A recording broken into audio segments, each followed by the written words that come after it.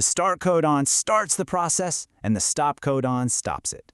If you've ever scribbled a sentence kind of like this in your Cambridge Biology 9700 exam, you are definitely not alone. It sounds totally logical, right? It feels like it perfectly answers the question. But here's the reality. Year after year, this exact phrasing for Section 6.2 on the Universal Genetic Code costs students critical grade boundaries. It's a classic trap, and honestly, falling into it is exactly how you leave easy marks on the table. Welcome to our explainer on cracking 6.2, the Universal Genetic Code, the method mark strategy. We're going to dissect exactly how to turn those vague answers into top band marks. All right, back to that opening quote about the start and stop codons. Guess what? It scores exactly 0 marks. 0. And the reason for that is actually pretty straightforward. Cambridge examiners prioritize analytical depth way above superficial breadth. They aren't just looking for a basic English definition of the words start and stop. No, they demand precise scientific mechanisms. When you rely on generic phrasing, you're essentially telling the examiner that you understand the general vibe, but you're missing the highly specific biological details required at this level. Section 1. Examiner Warnings. Why Ordinary Revision Fails. Let's break down the top 3 mistakes explicitly highlighted by examiners for Section 6.2. First off, answers are just far too vague. Remember our 0-mark quote? Yeah, that's mistake number 1 in action right there. Examiners want specific details, not generalizations. Second, forgetting to check units and terminology. At the A-level standard, using a generic term when a specific biological mechanism exists will absolutely cost you. And third, answers are not specific to the given context. This is huge. Top students lose marks because they memorize perfectly good facts, but then fail to adapt that knowledge to the unfamiliar context presented in the exam paper. And that actually brings us to a massive warning straight from the principal examiner reports. They literally say students lose marks by not showing working. Even if your final answer is wrong, method marks can save you. So what does this mean for us? It means the assessment framework rewards your process, not just your final destination. Whether you're dealing with statistical analysis, like selecting a t-test for comparing means or a chi-squared for categorical data, or if you're breaking down triplet codes, showing your logical, structured reasoning is absolutely non-negotiable. Now, you might be wondering, what is the one massive examiner clue that changes your answer completely? It's a single hidden word that dictates your entire mark band. But before I reveal it, we need to lay down the core framework. Without this foundational structure, you won't even realize the trap is sitting right in front of you. Section 2. Core Genetic Code Principles. So, the syllabus emphasizes this concept called connected understanding. Let me tell you, rote memorization is simply not going to cut it anymore. You have to demonstrate true mastery by linking precise genetic code definitions and causal relationships to unfamiliar contexts. Principal examiner reports continually point out that candidates who bring in cross-topic connections achieve significantly higher marks. It's really about seeing the universal genetic code not just as an isolated chapter, but as the underlying software running the entire biological machine. Section 3. The Method Mark Strategy. Okay, here is your ultimate step-by-step sequence to beat those vague answers. First, deconstruct the question into its logical demands.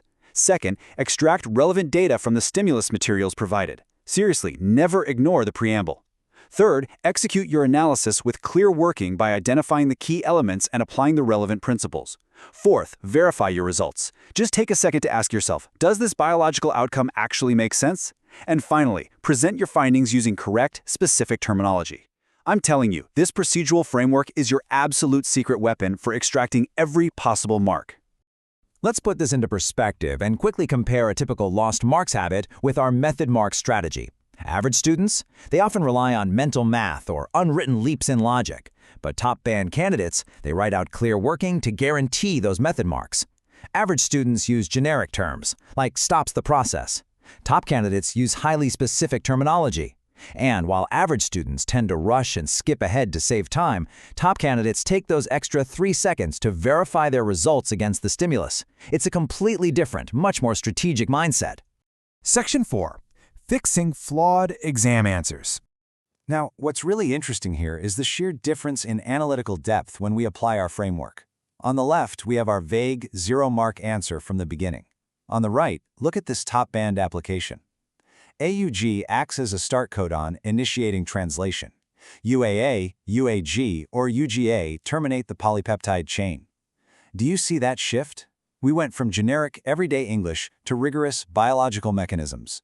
We literally named the exact triplet codons.